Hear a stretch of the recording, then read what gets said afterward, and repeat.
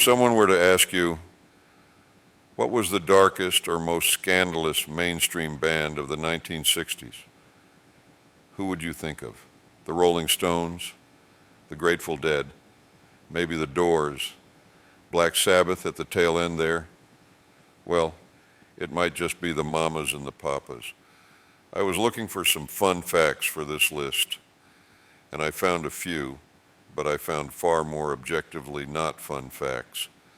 Despite the sunny exterior, there was always incredible turmoil among the new folk movement's favorite foursome. Anyway, here's the good, the bad, and the ugly. Though they were a quintessential LA band, Michelle Phillips was the only member of the Mamas and the Papas from California. John was from South Carolina, Cass was from Baltimore, and Denny was Canadian. And the band, well, it was founded in New York. You've heard this one before. The rumor that Cass Elliot died by choking on a ham sandwich was always considered a cruel joke, but it was actually concocted on the spot by her manager to get ahead of the overdose rumors that would have inevitably spread. It was a heart attack, plain and simple, but given the times and the band's reputation, including the fact that Mama Cass had been investigated for narcotics trafficking, the manufactured rumor was better than the organic rumors. The ham sandwich just happened to be in the room and was a convenient prop. The Mamas and the Papas wasn't the group's first choice of names. The band's working title was The Magic Circle, and other names like The Straight Singers topped the short list. The name, The Mamas and the Papas, was chosen on a whim, inspired by the Hells Angels' use of the African-American slang term mama for female partner.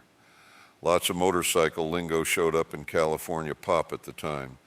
See also Big Mama, Old Lady Rider, you get the picture. According to Michelle Phillips, when she was briefly kicked out of the band, she crashed a rehearsal and told her bandmates, "I'll bury you all," and she did. Michelle is the last surviving member of the Mamas and the Papas. John Phillips claimed that he was invited to Sharon Tate and Roman Polanski's house on the night of the Manson murders, but he got high and didn't show up. If he had, that may have been curtains for the Mamas and the Papas. John was briefly Roman Polanski's chief person of interest in the murders, and both he and Cass Elliot were requested as defense witnesses in Manson's trial.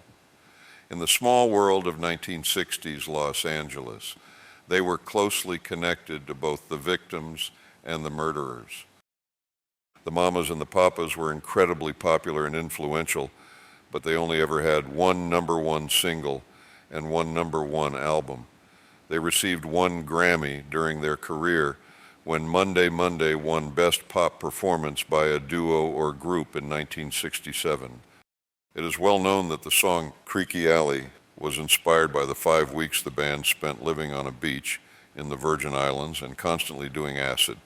What isn't as well known is that Cass Elliot brought all of that acid, 1 quart to be exact, to the islands on an airplane. Obviously, this was pre-TSA, but depending on dose and dilution, 1 quart of liquid could contain millions of hits of LSD. California Dreamin' may be the most enduring John and Michelle Phillips song, but it didn't start out that way. The number had been rejected by the Byrds and the Turtles before finally being recorded by Barry McGuire. California Dreamin' wasn't initially considered for a Mamas and Papas single, but their recording of the song was released as a replacement A-side after Go Where You Wanna Go underperformed.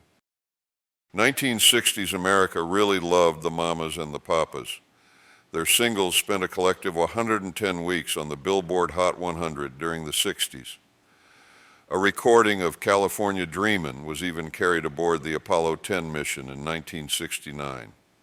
As a comparison, the Rolling Stones singles spent only 64 collective weeks on the Hot 100 in the 1960s. And buddy, we love the Stones. They may have been pop musicians, but much like the Beach Boys, The Mamas and the Papas pioneered very innovative recording techniques in their work with Lou Adler and Bones Howe, including stacking bounced vocals and phasing echoes. The California sound in vocal production was cited by the Beatles as influencing Sgt. Pepper's Lonely Hearts Club Band, and we've all been doing it ever since.